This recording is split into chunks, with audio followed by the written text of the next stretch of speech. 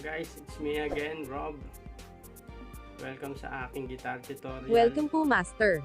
Ngayon, ang pag-aaralan naman natin ay yung D minor pentatonic. So, ipapakita ko na lang uli sa inyo yung mga notes na naka-indicate dun sa D minor pentatonic.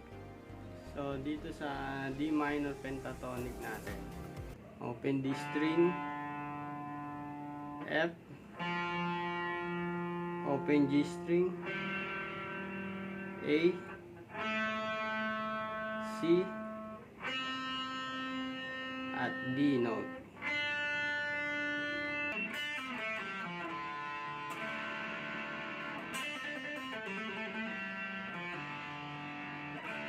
Medyo taasan natin. Ito siya, D, F, G, A, C, at D ulit.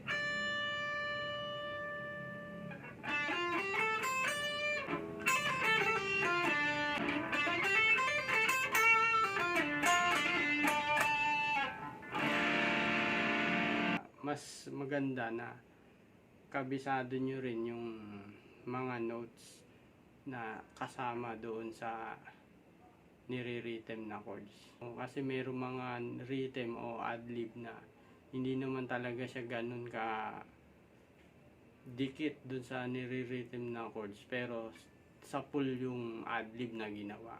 Okay lang yun, walang problema yun. Kaya lang, yung kaingatan nyo, yung talagang sintonado, kumbaga sabit yung pag-adlib nyo kasi hindi tama dun sa chords. And then dito ulit tayo sa D.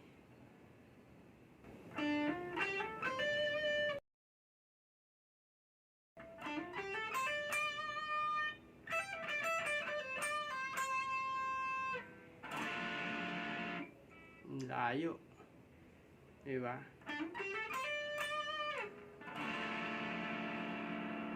Yun, sa full. Kasi ang D nandito.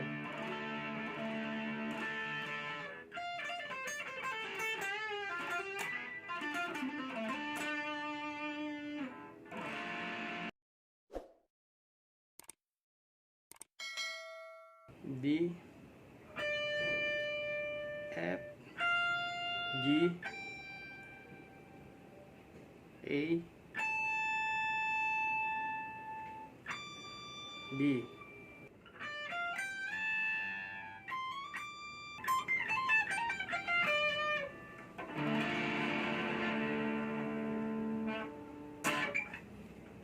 So, yun lang guys. Sana may natutunan kayo sa konting lesson natin.